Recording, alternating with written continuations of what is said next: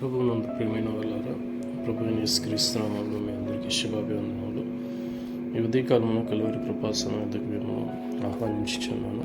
సంఖ్యాకాండము 21వ అధ్యాయము 9వ వచనంలో, కాబట్టి మోషే ఇత్తడి సర్పం ఒకటి చేయించి స్తంభం మీద దానిని పెట్టెను. అప్పుడు సర్పపు కాటు తినిన ప్రతివాడు ఆ ఇత్తడి సర్పమును నిదానించి చూచినందున బ్రతికెను. ఇశ్రాయేలు అరణ్య మార్గంలో మోషే మీద తిరుగుబాటు చేసి, ఈ అరణ్య మార్గంలో మాకు తినటకును త్రాగడానికి ఏమీ లేదు, ఇక్కడ మేము ఇలాంటి భయంకరమైన పరిస్థితిని అనుభవించవలసి వస్తుందని చెప్పినప్పుడు దేవుడు ఇశ్రాయేలు మీద కోపించి తాపమైన సర్పములను వారి మధ్యకు పంపించినప్పుడు చాలామంది ఆ సర్పపు కాటు వలన చనిపోయారు. అయితే ఎప్పుడైతే వారు చేస్తున్న తప్పిదమును గ్రహించి మోషే ఎదుకొచ్చి, మేము యెహోవాకు ఎదుట ఆయనకు విరోధంగా పాపం చేశామని మోషేను వేడుకున్నప్పుడు మోషే ప్రార్థన చేయగా దేవుడైన యెహోవా సెలవిచ్చిన మాట, నీవు సర్పము వంటి ఒక ప్రతిమను చేయించి దానిని స్తంభం మీద పెట్టుమని చెప్పినప్పుడు